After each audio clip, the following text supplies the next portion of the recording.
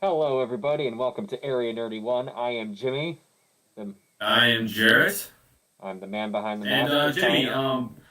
it looks like we're in different rooms at the Area 31 compound. That's right, you're in quarantine, you. Me? What about you? Well, I'm also in quarantine because you gave me the ugly. I did, in fact, give you the ugly, unfortunately. Everybody, unfortunately, Jimmy and I did get the plague, finally. Yeah, after 2.5 years of this whole thing going down, we finally succumbed. This was Yeah, not. we This was. dodged. I mean, we dodgeball, but then I got it big time. This was not my weekend. So like, No. What else happened to you this weekend? I don't know what woods witch I crossed to deserve this, but my wife and I, we went hiking the Adirondacks. Halfway up Giant Mountain, my pants split and continued to split down the leg for the remainder of the hike. And then coming down Giant Mountain, I slipped and I dislocated my finger, which it's currently still like black and blue and like swollen up. Oh, Um, I have it. poor buddy. I'm supposed to have it splinted, but I have it out of a splint right now, to give it some Yeah. air. But and so, thank God our friend was a nurse. She popped it back into place, and I slogged 7 miles out of the woods with a broken finger. And then on the way home, I start feeling bad, and I got COVID for the first time Oh. ever. So it was like, why is all this happening to me now? So, Because I'm, it's spook. It's the start of spooky season. yeah, like I said, I don't know what woods witch I crossed or what curse I invoked by stepping on something, but it got me good. I'm just Yeah, wearing. I'm in my own home, but I'm wearing a mask so I don't spray my germs all over my computer and stuff. that is fair. But yeah. So we're in separate rooms in the Area 91 compound. It's going good. Hopefully we'll be able to be in the same room next week, but we're gonna see. But this week we have quite a bit of stuff to talk about, especially at the beginning, because this is our last episode of September. That's right, and it's the last episode of Rings versus Dragons. Even though those shows are going to go on past September, we decided that a month was long enough. Whatever Yeah, happens with them but happens. let's Um, be honest. We don't know how long Rings of Power is going to be around because they can't really. No one's going to be able to shell out $1 billion every season. I mean, like, let's face it, Jeff Bezos could take that from his personal money pile and make Rings of Power for the next 15 years, basically. But I Oh, digress. absolutely. But then, how did he get to Mars? I don't know. Maybe he'll have Sauron build him a flying machine capable of interstellar travel. I don't know. It is fair. All right, but all right, let's get into it though, Jim Jams. Okay, and by the way, can you hear me? Can you understand me? All right. Yeah, it's a little rough with the mask on though. Okay. All right. I'll try to enunciate. In Yeah, any case, enunciate. and use my wiggle my eyebrows for more emotion here. Mm. Anyway, so well, you had something you want to talk about, Jared. What's up what's on your mind? Spill, buddy. What's up? Oh, Jimmy, if you have been alive for the past at least 24 to 48 hours, you are going to see all the tea in the world associated with the Try Guys. Well, Jared, let's assume that I'm a person that doesn't do the internet. What is a the try guys? The Try Guys are four friends that started out at BuzzFeed and then started basically a media empire on YouTube. And they One of the they biggest channels. and their shtick is basically they try things. They just random stuff they Yeah. find, they try it out. Like they'll try, what was it? They tried like learning to dance or Yeah, or one of the ones that I watched was it was a cook baking competition where they made gingerbread without a recipe. So it's right, like they had no okay. idea how to make it. Yeah, and they competed against each other. So these guys are like, really close knit and everything, and they've been together for years and years, and So like they're really big. like they're best buds. That's their thing. That's their brand. Yeah, that's their thing. But recently, so the guy in the pink slot, Ned, was I want to make sure that it is Ned because all these guys look exactly the same to me. Yep, Ned. So, like, first of all, his whole personality, apparently for the show, is that, like, he loves his wife. He's married. Yeah. He's like, huh, Yeah. that's what my wife would say, but like not in a boomer way, right? More in like the devoted Yeah. husband type way. Devoted husband kind of thing. Yeah. So, in the past couple months, they noticed that Ned's not been in a lot of the episodes, and actually, they've been editing him out of old episodes, too. Well, that's So, that's next level. that is So next level stuff. okay, so we all kind of know what happened, but you want to give us the Cliff Notes recap? Yep. So essentially, he was having a long time relationship with one of the staffers behind his wife's back for almost a year. A year? I didn't know it was going on that long. Oh yeah, for like a year. Like it was like almost kind of well known around the office that they would spend nights with each other in each So other's houses. huh? That's interesting. So like there's such a big old like they kicked him off the team. They're like Yeah. they're scrubbing him out of episodes. But if they Mhm. knew this was going on for so long, like what's the big BFD? What's the big BFD? Well, that I was mean, the thing I was I know what wondering the too. BFD is, but Yeah. like to them, Yeah. like you'd Well, think like Well, to them, too little, too well, late. Yeah, first and foremost, it's like the Try Guys is not like like you and I just having a show together. right. Like this is like a brand. This is the Try Guys is a company. So what he was doing was super not chill, especially under the laws of California where they're located. Right. I see. Because you can't have relations with coworkers like that, especially in that These power guys these dynamic. guys Because like would be like the CEOs, right? yeah, these guys would be like the CEOs, head content creators, everything. Like they are the CEOs, CFOs, everything. And he was having a relationship with an underling, which obviously does not fly. Yeah. Uh, Yeah, so it's like not only super never mind the illegal. fact that extramarital affairs are not good to begin with. Yeah, exactly. Yeah, that was the thing we were dancing around. Do not have affairs with other people. And I think, and from what it Mhm. looks like, the backlash from fans is based more around the fact that this whole guy's persona, the thing that he built himself up to as the fans was like you say, the devoted husband, cutesy cute. Yeah. I love my wife so much. Well, And I mean, that goes into even more of the parasocial relationships that we see in society now. Is that these guys are internet celebrities, just like any other celebrities. People voyeuristically put their relationships through them. You know, and he was. And, oh yeah, and Olivia DeLuca also states that the girl that he was having this fling with was engaged with it's her a fiance. it's a double whammy. It's a double whammy, and apparently she had been with this guy that she was engaged to for like over 10 years. Whoa. And Ned, the Try Guy, is married with 2 kids, and I think they've been married for like 10 years. Whoa. That's Yeah, so it's a lot. the thick plottings. The thick does plotting. So yeah, it's a big deal. Like people are like, oh, it's like just drama. Well, kinda. Yeah, this is like But these guys this have is millions of followers and I think like upwards of billions of views, right? Oh yeah, so I'm just looking it up right now. I put Tries Guys. Try Guys has over 7.8 million subscribers Well, with an average of about it looks like about 1.7 million views per episode. and that's on YouTube, right? That's just YouTube, and they had and Which in this day and age is like almost unheard of to have that level of popularity on YouTube. absolutely. And but on top of that, so Try Guys were actually in the works for having a Food Network show. So like that's apparently thrown out as well. So this guy Ned like really freaking screwed over not only you know his wife and the woman he was cheating with, but also his buds and everyone at this company. Yes, because the Try Guys are those 4 dudes. There's word that they might try to bring in another person to replace him, or maybe do like a bunch of guests.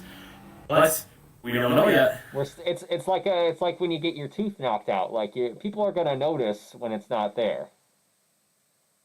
Absolutely, Yeah. absolutely, yeah. It is what you would call a mess. Yeah, I would call it a mess. Yeah. And yeah, geez, it all came from this guy's, infidelity. A lot of people I've seen online have been comparing it to John Mulaney, which I know a little bit less about. I know that his shtick again was kind of like being cutesy cute married, joking about how much he's married and loves his wife, basically.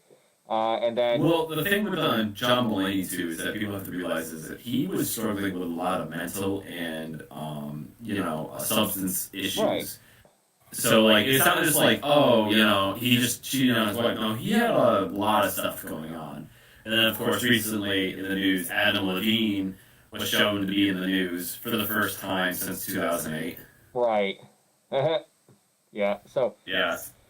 I mean, so I'm trying. I feel like we screwed it over a really good burn on Adam Levine. I don't know. I feel he's gonna get it in the news cycle, but I'm trying to think of like an equivalent for like me that like, this would be like, because he talks about like the parasocial relationships and like I don't want to say that like I've never done that before, but I'm trying to think of like a celebrity. Like I guess the closest would be like Green Day, because like I put like Yeah. they're the band I grew up with, and it's like, oh, Billy Joe can do no wrong, but like in my mind I like know that dude's like been in and out of rehab like so many times. Yeah. He's Well, I mean, like, it would be like if Billy Joel Armstrong, like, his whole persona, Billy Joel Armstrong is like, his whole thing is like, he's punk, right? that's up for debate, but yeah, I like his persona. Let's Yeah. just say his persona is his persona. Yeah, so like, for you, like, if it came out that he gets all of his, stuff from Hollister and, drinks chai tea on the weekends and is, like, not into that punk scene, and he's cheating on his wife. Yeah, I could see that. The chai tea thing, Yeah. like you could be punking like chai tea. Like Who doesn't like chai tea? Let's be honest. yeah, I mean like you can drink chai tea and then like go out and freaking stomp Nazis and then go see the Bad Brains. Yeah, it's fine. That's fair. I mean, Hollister, I think that might be the more egregious thing. Yeah. So let's see. What's another one that? So like I've seen people be like, who's next? Who's the next person? And things like Tom Hanks. I thought was a good one. I think that would be one that would be like, oh Yeah. wow, there's a guy like you wouldn't expect that to happen with. Well, I mean, he's not like, I guess maybe. I mean, his whole shtick is that he is like a, that really like nice kind of guy. I don't know if it's necessarily a shtick. It just kind of seems like at this point Not a he's like shtick, he's but- just like I'm the most reliable actor in Hollywood. Like I'm just here doing my job, being a great actor. What do you want from me? Except for Pinocchio, that was not a good choice there, Tom. I think that he got paid a pile of money for that one. That is fair. I think maybe perhaps another good one might be. I heard he's kind of awful too. Billy Joe or Tom Hanks. Tom Hanks, because those are two very different personalities. I've never really heard anything bad said about Tom Hanks. Maybe that might be maybe on set. Yeah, and to bring it back to Billy Joe Armstrong, like how they say like, don't meet your heroes, right? Mm-hmm. It's like my biggest fear is like I would meet Billy Joe Armstrong and he'd be like a tiny little douchebag because that dude is short. Tom Hanks, okay. Tom Hanks. Olivia, yes. Ooh. So I don't know. I don't know. Yeah, it's Yeah.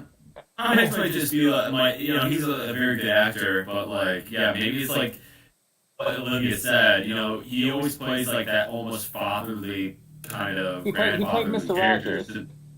Yeah. Oh So my when you god, meet if him in Mr. person, Rogers had a scandal. No. oh. Yeah, like it turns out he was doing illegal child boxing rings in his basement, Yeah, or like a fight club. or he's just or in his autobiography, he's like, I didn't really like kids. I hated kids. I didn't really care if they had a magical day.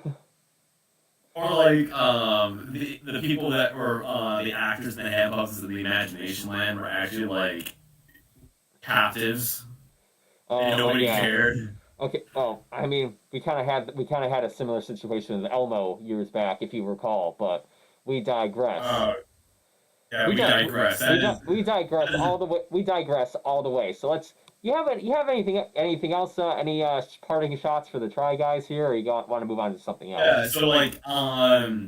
So a lot of times, oh, Olivia Lucas says maybe it's just the baggage stuff. I heard him talk Backstage once, stuff. and backstage at an event, and he's just in the spotlight for too long, or maybe something on it. That's fair. Yeah, I feel like someone Actors like can have long days. yeah, I feel like someone like Tom Hanks, as like an A list actor, like one of the A list actors for like what going on 30 years at least. I feel like Oh yeah. he's probably got pulled like so many which ways in his career that he's just like he might just be kind of over it when shit like that happens, you know. Uh, I feel like at that point he'd be like, oh yeah, like if I'm putting myself in that headspace, if I was in his place, I'd be like, okay, I'm offer only, and I've got my rider, and like, hey, I've been in a million movies, I'm a box office banker, okay, meet me halfway here. Yeah, and I know it was a couple years ago that he got diagnosed with type 1 diabetes because of like how much weight he had to put on and lose for certain roles and stuff. Oh yeah, I think it was So, Castaway was the big one, right? Castaway, and I think it might have, I don't quote me on this, but I think it also was Captain Phillips, where Right, he's like, right. yeah, he had to put on like a little bit of weight, but because at his age, you just can't put on like 20 pounds, you know? Right. Yeah, yeah. So enough about Tom Hanks. God, we're talking about Tom Hanks. He hasn't even done Yeah, anything yet. yeah, except Pinocchio. Yeah, okay, yeah, except It's a Pinocchio. I'm travesty. sure we could find some stinkers in his. He's got quite a portfolio. I'm sure we could find some bad roles in there. Oh What yeah, what Cloud else? Atlas. Yeah. No. Um, Yeah. yeah, Cloud Atlas. So my last remarks about the Try Guys thing is the thing I really want to look at is so a lot of times. I mean, this is a 4-man group, and now a whole quarter of like the creativity and the writing for this is just gone, like the personalities, you know. So it's going to be very interesting to see if they can pivot, and if they can't, then that's one of the biggest YouTube content creators, you know, right now is just Yeah. going to be gone. So Yeah, it's going to be exactly. very interesting to see. And YouTube as a platform has not been what it, let's say it hasn't been what it used to be, and I don't think it's definitely performing what they want, how they want it to. So, Yeah, yeah, I mean they're trying with like the YouTube Shorts, like to keep up with TikTok, but like you know, short form stuff is really what's popular right now. yeah, But I feel like if YouTube really just pushes like actual creativity, actual platforms, then I think they'll be fine. You know, Hulu can't be Netflix. You know, right, exactly. that's usually what they go to. So, okay, speaking of Hulu, Netflix, etc. Yes. Well, you know what? Yeah, you take the reins on this one. I'm done being the brains behind the operation. What do you want to talk about next? Oh, I have literally nothing planned, Jim Jams, Except for it's hey Jared. except what Guess what tomorrow is? tomorrow. Oh, jeez, what is tomorrow? If This is Halloween. This is Halloween. Halloween. Oh, it's Halloween. Halloween. No, it is the 1st of October. I did have to actually look that up on the calendar really quickly. So, yes, it's the 1st of October, the start of spooky season. Spooky season. So, Spooky season. What are you excited to see, Jarrett? There are two things I'm excited to see. First and foremost, it is Hocus Pocus #2. Do. Though, so, I already looked at the initial reviews. Spoiler alert. So if anybody just wants to go in there with a clean slate, don't listen to me. It looks like it's fine, you know. It's a remake, so it might not be the best ever in the world. It definitely won't be as good as. Is it a remake or a sequel? It's a sequel. Oh, okay. But Yeah, it's a sequel. it's pretty much the same. Is it just a rehash of the original one basically? I think so. With just like an updated little bit of the cast and stuff. Hmm. But it doesn't look. I don't think it looks like it's gonna be that good. If you want to watch a good Hocus Pocus movie, just watch Hocus Pocus. It's Yeah. not gonna be. I don't think at this point, if a remake, if like a sequel or remake is not absolutely garbage, I'm just happy with it. Like the bar has been so low. Especially after Jurassic World Dominion just destroyed any hope I had left. As long as it's not terrible, I'm fine. And it looks like they're just gonna have fun with it. It looks like Bette Midler is just absolutely ready to tear everything up. Right. Okay. So yeah, she's ready to go again. Do you Mm. think it's going to rely too much on the member berries? Um, I mean, it's a sequel. Yeah. When did the original Hocus Pocus come out? That was like 92 or something. Let's take a look here. Hocus Pocus. And 93. Jeez, that's as old as I am. 94. That's 3 years older than I am. That's 29 years old. I know. That's The yeah. female love interest was in the Eyes Wide Shut movie. I did not know that. Did you, Yeah. did you know that? I haven't done like a whole like where are they now? For all those the younger part of the cast, like you know, Yeah, yeah, we know what happened to the three witches. You know, they went on to fame and fortune that they were already establishing. But yeah, yeah. I think I'm excited for the show, to see what the movie's gonna be like. I think it's just gonna make me feel like, okay, now that I've seen that, I want to watch the original Hocus Pocus. yeah. An excuse to have another Halloween get together where I make the Jello shots in the syringes. Oh yeah. And I had the recipe I made this year that I'm really excited to try out again is sausage pumpkin soup. Sausage pumpkin soup.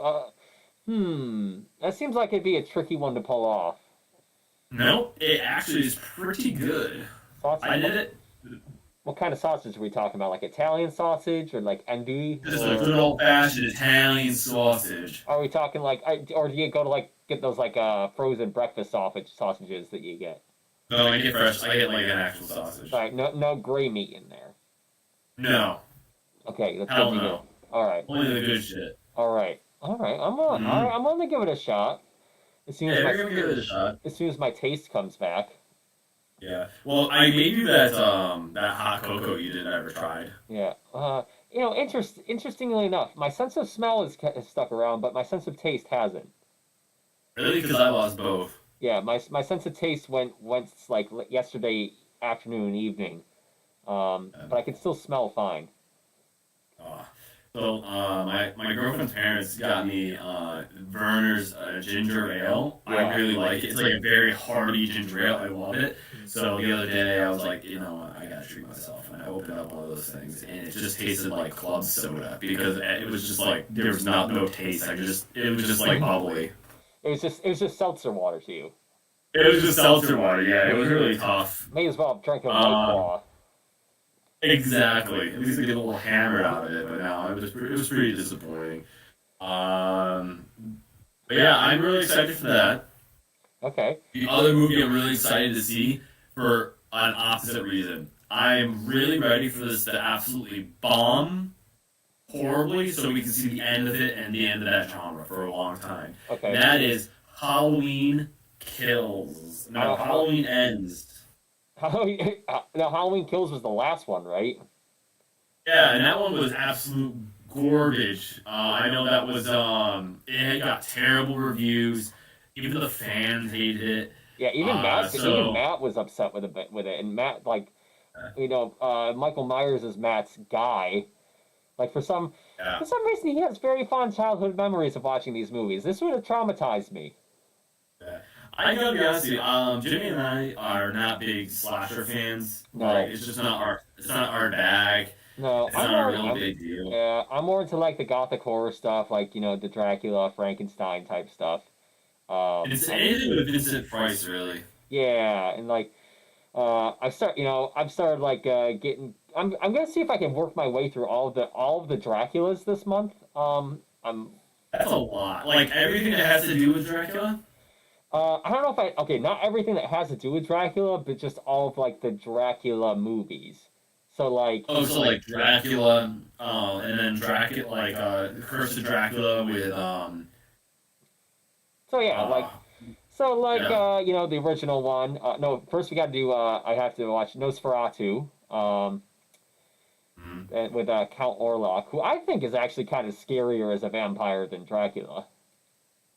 Uh, does that count as Dracula, or is Yeah, it just because like it has it's similar? Dracula, but they just changed the names up because they didn't have the copyright at the time.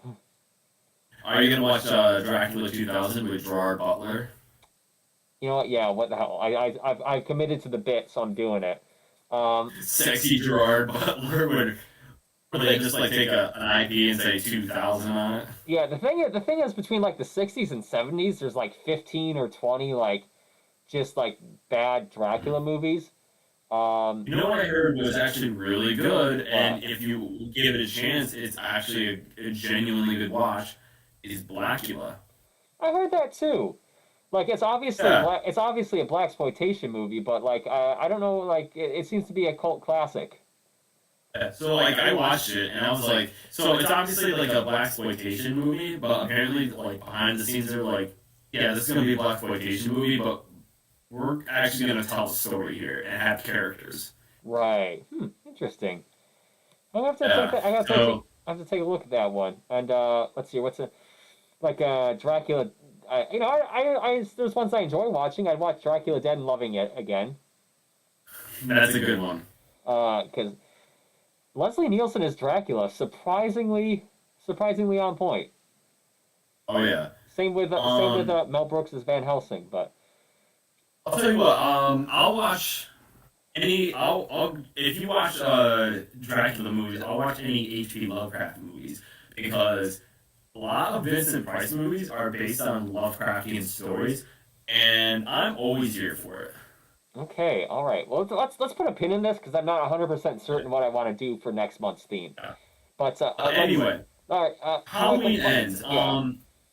I'm just like I really don't like the whole Halloween thing. I don't like slasher movies and like especially slasher franchises. I think they're redundant and just really pointless.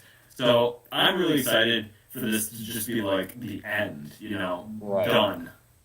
The thing that's interesting about I learned this about the Halloween franchise. So John Carpenter originally wanted it to be like an anthology series. Like each Yeah, movie would be like he didn't want Michael Myers to like be in the other movies. Like that was just supposed to be one movie, and then the next movie would have like a different story on Halloween. Which is yeah. why the third Halloween movie doesn't have Michael Myers in it at all. It's like him trying to do that, and people were like, "Where's Michael Myers?" And they brought him back. I think the original Halloween is a good movie. I just don't think you could, like, in my own opinion, a slasher movie should really be like a franchise.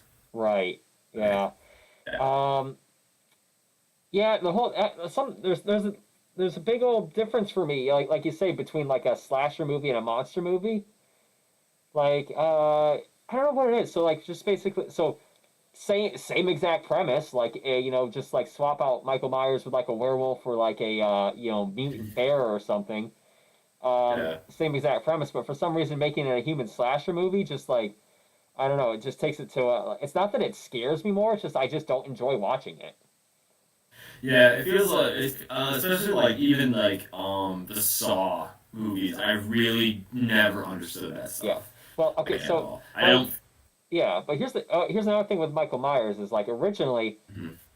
looking at his character, because Matt loves his character, he was like an undefined evil. He was the shape. Like they never like it was never like mystical or anything, but just like Mhm. you'd see like he'd get shot or like fall from a cliff or so, just examples, and then he'd be gone.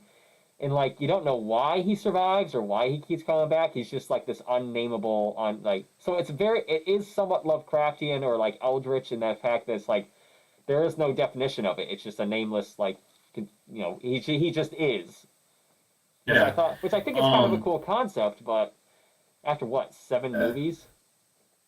Absolutely. There was one thing that I thought was interesting is in Halloween Kills, in the beginning of the movie, spoiler alert, Michael Myers takes out like a bunch of firemen, and people were like really up in arms about that. It's like I thought it was very interesting because like for us in our society, firefighters are like the thing you don't really screw with, you know, in media. Like you could have crooked cops and have like a bad guy slash through an entire police station or a mall or even a hospital or something, but for like firefighters usually aren't depicted as like cannon fodder in slasher movies, and I think that's why I think that's one of the reasons why Kills didn't do so well. Is like I don't think they really knew what they were doing in that movie, Yeah. and I think they kind of like realized, okay, we don't have anything else to do. We just need to end this. We don't have anything else for Michael Myers to do. Yeah, okay, or maybe they knew that what they're doing. They're like, you know what will really, shake people up watching this is watching firefighters get their asses handed to them. But then they're like, oh, that worked way too well. People are not about it. Yeah, I mean that's a very interesting thing because like horror movies in general have to strike that balance between what will get people on edge and what will push people over the edge. You know. Right, but like something like, especially, I'm pointing the opposite direction. Something like Michael Myers. Even though you and I, don't like slasher movies, like the slasher movies, especially, fans are quite devoted. Matt will go see this piece of garbage film because he's a Michael Myers / slasher movie fan. So is it? But the question is, okay, is that in this day and age where if a movie doesn't make more money than God, it's considered a flop? Like, is that going to be a recipe for success anymore? Yeah, that's fair. To be fair, I also do. I like some slasher movies, but I like slasher movies that kind of flip things on their head. Like not like Scream. I think Scream's a franchise. Sorry, I don't like it. But like Final Girl was a really good slasher movie that really like took things to the edge. There's another one. I think it's like the Slasher Mask or something. It's really good. It's like about this camp, and like there's a haunted mask, and they kind of go through all the tropes. It's really good. I like those kind of slasher movies. Right. There was one. Have you heard the Raven with John Cusack? Yeah, I didn't. I saw that one. I wasn't a big fan. Yeah, it's not a great movie, but like it's like the one slasher movie that I'll actually like watch. Yeah. It's John Cusack plays Edgar Allan Poe, and the story plays out that someone is like copycatting the gruesome horrors and murders from his stories, basically. Right. And so I'm all about the Gothic settings and the literature and the historical settings and stuff. So that's really kind of what did it for me with that one. But I have to say, it's a little difficult to understand like why that didn't. It's hard for me to like analyze what makes a slasher movie good / bad compared to other ones or other movies. So. But I was really drawn to. I really like that one just because like the Gothic setting. It's very kind of atmospheric, and the historical settings and the set designs are very good in that. So I mean that's the only one that I've got where I'm like, oh yeah, I'd watch that. Yeah, slasher movies. I feel like people think they kind of just are pretty standard. You have a nameless horror going around killing teenagers that are trying to bang, and then the movie just kind of ends, and then you go on to the next one. Right. Apparently, a really good slasher movie because it like is so self-aware is Jason X. Really? Yeah. Or not Jason X. It's the one where I think it's the one where Jason goes to space. Is that the same? Is that the same year where the Leprechaun went to space too? I don't know, maybe, but like apparently, like it's very self-aware. It's very self-aware, is what what I understand. Like it understands like okay, this is like the 10th movie of a slasher film. Like we're going to space. Like we know what people want, and we know what, and it's kind of like Hocus Pocus. It knows what it is, and it knows where to take it. But That is fair. That's something we haven't seen a lot. Seen recently is a new Friday the 13th. Yeah, Freddy's a little bit Freddy Krueger's a little bit different because like someone like That's Jason. on Nightmare on Elm Street. You're thinking of Jason. Well, what is I think for? Oh yeah, Friday the 13th.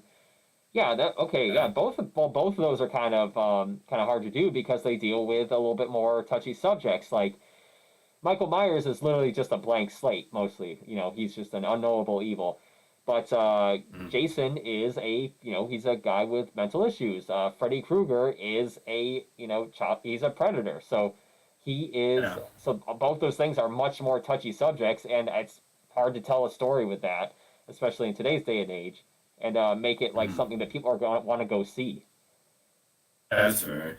And also, like, I feel like at this point, we kind of like they're so ingrained in our cultural subconscious. Like, I have never seen a Nightmare on Elm Street, but I know exactly what goes on. I know who Freddy is. Yeah, I know it's like everything. I haven't it's seen a Friday the 13th. yeah, it's like Darth Vader. You could never have seen a Star Wars movie in your life, but Darth Vader is, Luke, I am your father. Uh, Yeah. but but again, like my big question is like, okay, slash horror movies, they have a very small, very dedicated following, but is that enough for like theater releases at this point anymore? I Um, mean, there is like the name recognition, but like people are like so like I think at this point like we think oh theaters are coming back, but like people are not going to see bad movies anymore. right. All right. Well, Like I what you were saying?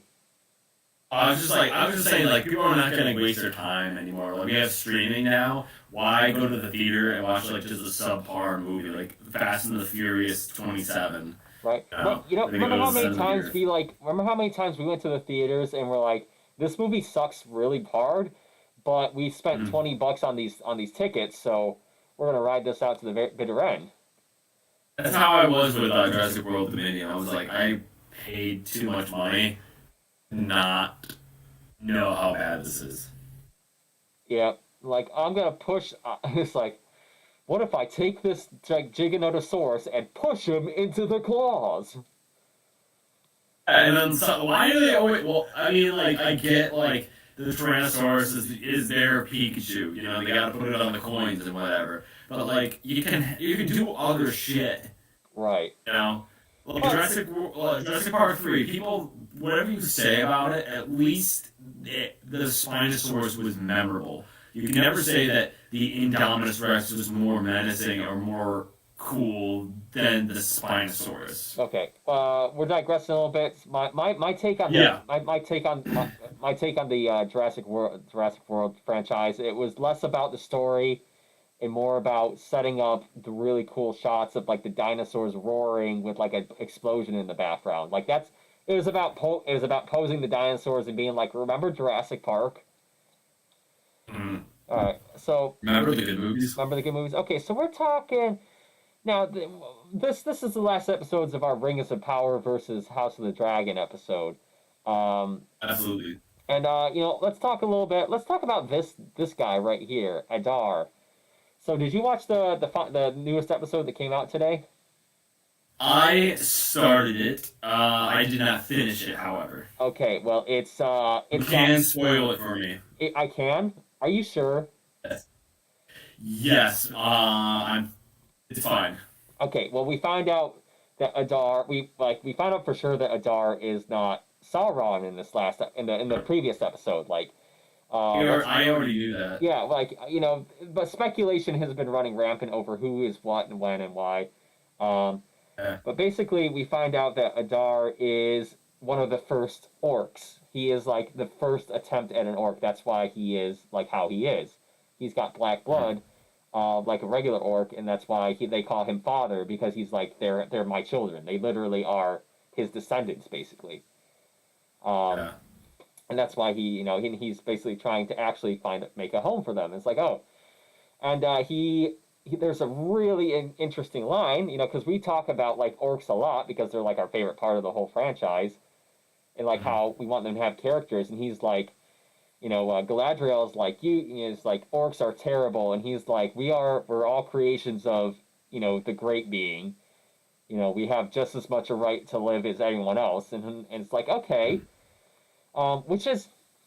which is kind of touched on the point that like not a lot ton of people bring this up about Tolkien that I've seen, at least in the discussions I've seen, is that he kind of leans like the whole thing kind of leans into like people slash orcs are bad because they are born that way.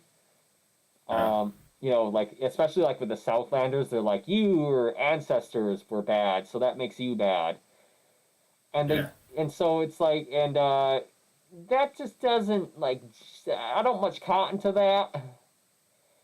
So like It's also like I was thinking about recently. So like my favorite part about like Tolkien's writing is like the Battle of the Five Armies. So like the prelude to it is the dwarves have all the gold, and the elves are like, "Hey, we had some stuff in there, we want back."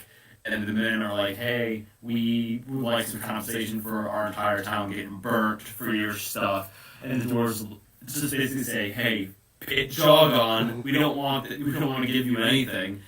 And the lesson is, hey, let's share and share alike and not kill each other. And then Gandalf comes down and says, hey, goblins are coming because he assassinated their king. And then everyone's like, okay, let's join up and kill them and not give them a goddamn thing. I always thought that was weird, you know? these and like the dwarves showed up at their house, killed their leader, and then bounced. It's like they have a legitimate complaint to file there. Like, if you even read, I was reading The Hobbit again, and like all the goblins are doing, like they already, like apparently they already, like everyone knows that this is the reason why they're coming down. And the only reason that they start fighting is because like the elves and men and dwarves fight them first, you know? Right. Yeah, they don't even it doesn't even sound like they want like everyone else is there for the treasure. They're there because like they got war crimed on up in the mountains. Like there was an actual assassination. They're like, we've got grievances. We're gonna fight this out. And they actually say that all they want is a share of the treasure, and everyone's like, "Fuck you! No, you don't." Yeah. So like the thing is though, like we don't get to actually see like any redeeming. We never ever get to see any redeeming qualities with the orcs.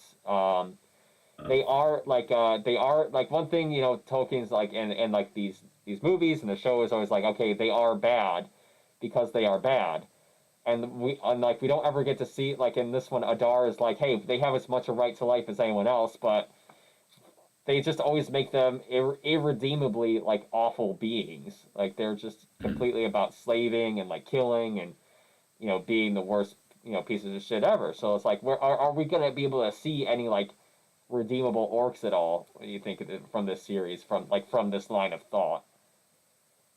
Well, even like we are seeing a little bit of a gray area with the Dar and everything. When we see the orcs, they're still pretty bad. I mean, they capture people, they enslave people. They're pretty. They seem to get pleasure from killing. Yes, their I think prisoners. pretty bad is kind of a light assessment.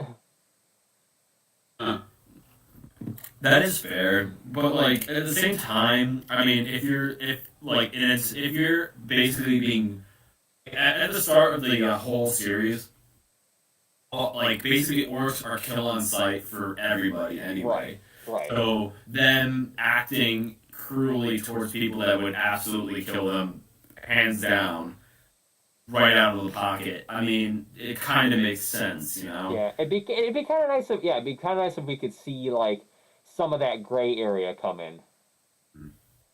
But So like the main question I have is where is Sauron? I do have a theory.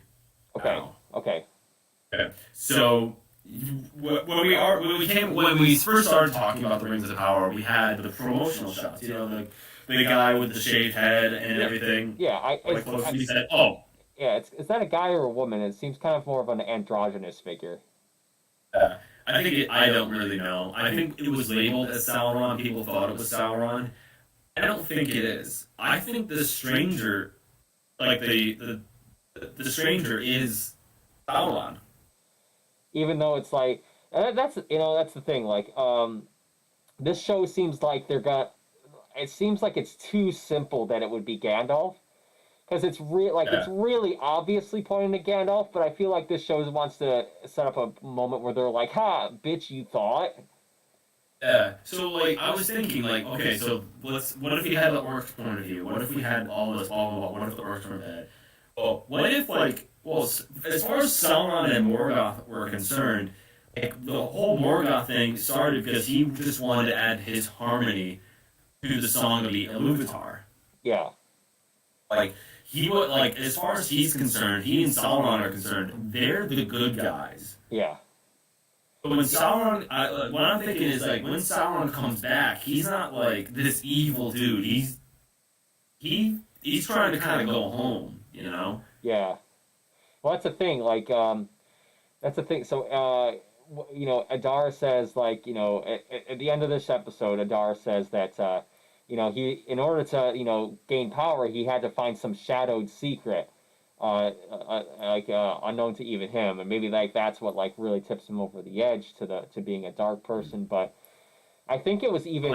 I forget who. I think it was Tolkien who actually was describing Sauron, who's like, he thinks that he's right. Basically, he's not trying to like. He's like he wants the world to be like he's like the Smith. He's all about machinery and like logic and stuff.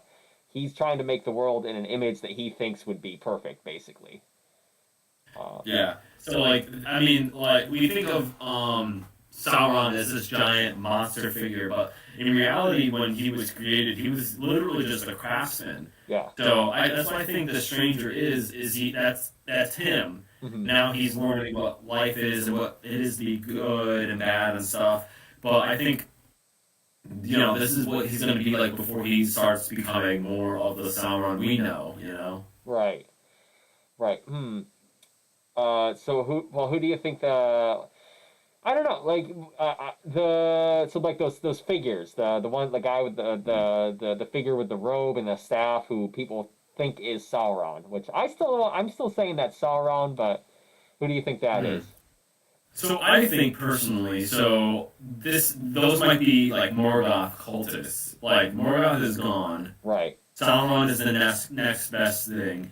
So they're elves and Númenóreans and, you know, or even other Ilúvatar that are searching for their next master. Right. You know, and let's not discount that we might not get Balrogs in the series the way we saw them in Lord of the Rings. Balrogs are actually like Gandalf, but they're shapeshifters. That's kind of what they do. Yeah. What? So that they might be Balrogs. Yeah, we might never see. You know, honestly, think about it. We might not ever see Sauron in the show at all. Yeah, we may never actually see him. Yeah, it may just be one of those things, like you say, like it's like, oh, all these on one hand, all these good guys are like trying to find him to fight him, all the bad guys are trying to find Sauron to worship him, and he's just like this figure that never shows up. And they're like, where is Sauron? And everyone's like fighting over, where is Sauron? Who is Sauron? But he just never shows up. Yeah. Well, I mean, like, even in the story to, like, Middle-earth itself, most people never ever see Sauron as who he is. They always think he's somebody else. My original thought was that the guy that we saw in the promotional art was what Sauron's first form is, before he starts becoming more charismatic and finding other ways to become the actual, like, trickster. Right. Yeah, because in the Silmarillion, yeah, that's what he does, is he goes to the elves, and he becomes, like, the trickster there. Yeah, he's Anatar, the bringer of Anatar. And then he goes to Númenor, and he gets captured. And then he convinces them to invade the Undying Lands, which leads to the downfall of Númenor. Right. Which is going to be very interesting to see. Well, super spoiler alert. Are you sure you want the spoiler alert, Jared? Are you certain? I'm certain. Are you certain? Give it to me. Okay, so Give it to me. At the end of the episode, the plan comes to fruition, and Mount Doom explodes, and like unleashes like volcanic ash everywhere. And I'm like, it's one of those situations. It's like one of those TV show moments that actually had me like, oh my god, no way, because like Yeah. so it's and like I don't know, like last thing we see is Galadriel getting enveloped by this like volcanic cloud, which I don't think Mhm. she's gonna like. I don't know if she would make it out of that one, but like she has to because she shows up later in the series. Well, like, she also comes back more powerful. So it might be like a Gandalf situation where she dies, but she comes back as less of a fighter and more of a, of the sorceress. That's fair. Okay. Um, so one thing I kind of noticed about this series, I want to see if you picked up on this as well. I started to Mhm. get very Dark Crystal Age of Resistance vibes from this show pretty early on. Yeah. Um, by the way, Dark Crystal Age of Resistance, criminally underrated show.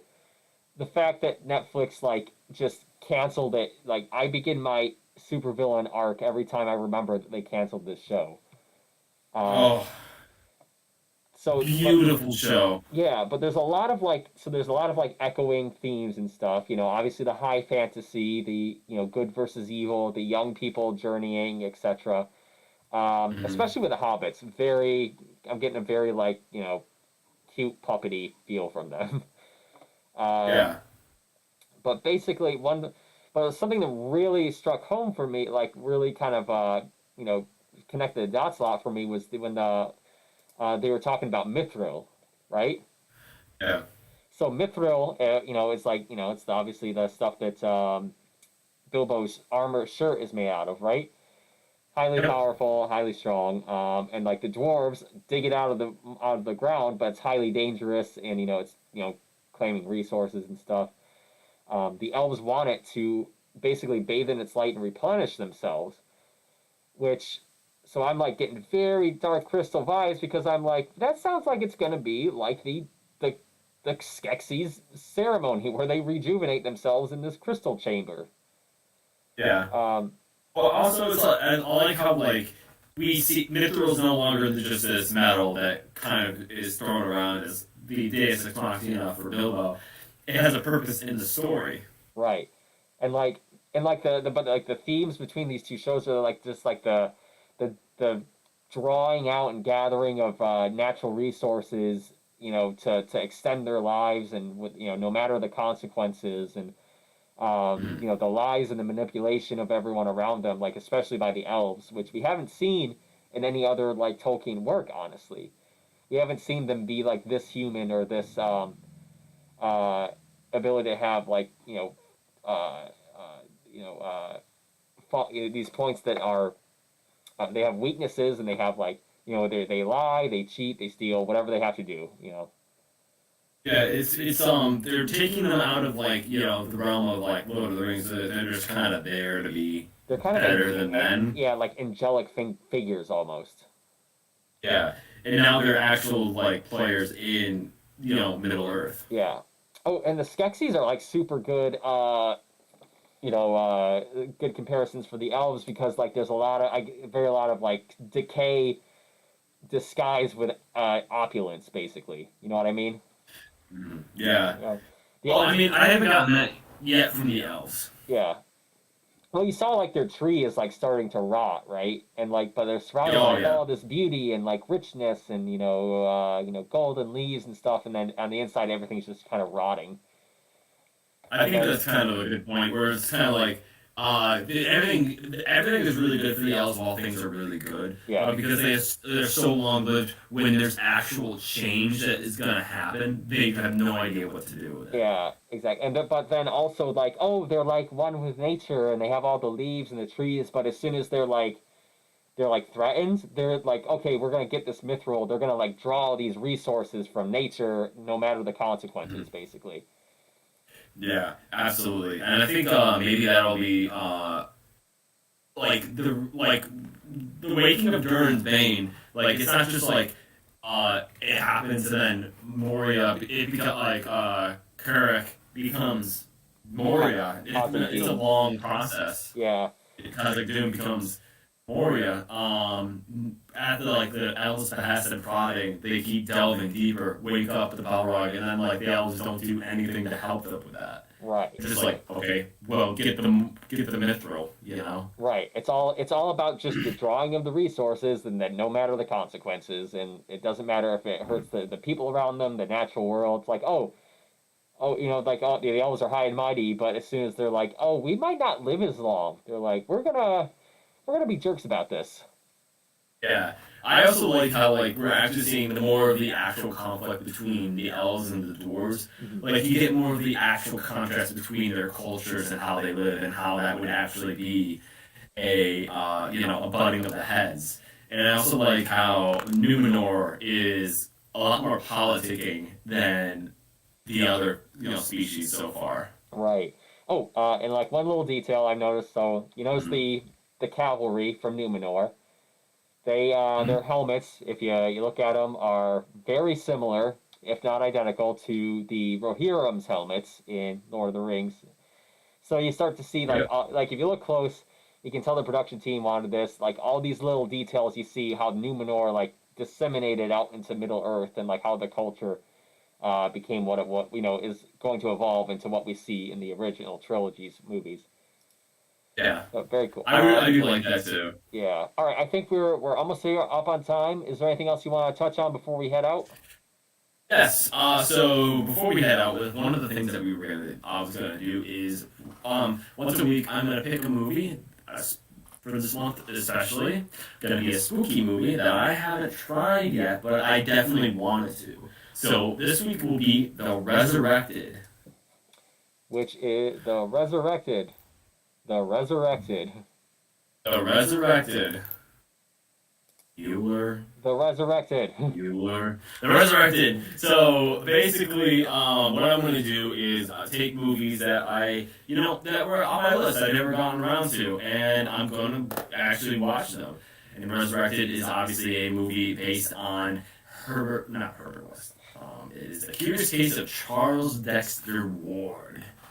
Ooh, Charles the practical effects are supposed to be phenomenal. Charles Dexter Ward. Oh yeah. Have you ever read that story? I have not read that one. But that's one of the one of the classic Lovecraft ones. Yeah. Oh yeah, it is honestly pretty spooky scary. Spooky, scary. Okay. Well, Yeah, I so am going to probably watch. It's called Rawhead Rex. Rawhead Rex, Yeah, really? it's called. So it's an Irish movie about like an Irish like monster slash creature ghost thing. Hmm. Descriptions have been hard to come by, but it looks like it's not a good movie, but it is a like a cult classic, and like the creature design looks like pretty wild. It looks a little bit like Goro from Mortal Kombat. Hmm. So I'm gonna see if I can. So I'm gonna see if I can rustle up a copy of that one. But yeah, so I'm gonna be watching that one, and I'll let you know. I'll let you know if it's actually any good. Odds are in Okay, my favor on that one. good, awesome. Well, yeah. Stay tuned for this next month's spooky, scary stuff. We have a lot of stuff going on. We might even be taking a trip this Halloween Might. down to Hollow itself. Oh. Oh, too scary. Yeah. Can't. Too scary. Can't go. Oh, Jimmy, come on, don't lose your head. Uh. Yeah. Ah. Uh, But of course, we before spooky season, we gotta thank our fantastic sponsor, Big Nerd Coffee Company. I mean, it's a spooky time, Jimmy. You gotta wake up early to get those ghosts and goblins. that's right. And this past week, I haven't been drinking coffee. Just orange juice, Yeah. and more orange juice, and more orange juice. Yes, I neither don't have know. I. I haven't had a lick of coffee this entire week and a half. Sorry, like I can't wait until I don't have to like stay hydrated all the time. I don't know if it's possible for humans to overdose on vitamin C, but I'm like trying to find that line recently. You're close. But You're more vitamin C than a boy. yeah, I know. But as soon as I'm over this COVID shit, like I'm back into the coffee. I'm back into Big Nerd Coffee Company. They are my favorite by far. Oh, yeah. But you know what I'm definitely gonna do? What's I'm gonna that? get some fresh coffee so I can make it here at home as well. During the week, I just need some good coffee. And that's why I'm Yeah. gonna get some Set the Stun, which has flavor notes of milk, chocolate, and caramel. So it'll pair just about with every single pastry I get. That's right. Can't Ugh. wait. Can't wait for my taste to come back. Yes. Yes. All right. Yes. So what we're gonna do as soon as we get our sense of smell and taste back, we're gonna go to a Big Nerd Coffee Company with the best coffee is, so we can smell it all day and get some good cup of joes. What do you say? All right. Sounds good to me. All right. Well, All right. check us out next week. We're going to be starting our spooky season episodes. We're going to be talking about all things spooky, and we want to hear what you guys have to think about it too. So check us out on TikTok as I put up questions and multiverse matchups. Vote on those. Let us know what you think. All right. All right. Well, thank you for coming here with us this week, you guys. I know we were off for a couple weeks, but we were busy. Let me tell you. Busy getting sick and falling down mountains. Oh yeah. Did you fall down the mountain or did you fall up the mountain? I fell down the mountain. I slid on mud. I fell down. And then my finger was at a 90-degree angle from like there. It was bad, but Jeez Louise. I survived. Hopefully, You survived. I know. I'm not planning on getting that hurt for at least another week or so. So, thank you guys so much for watching. This has been Jimmy. This has been Jarrett, and we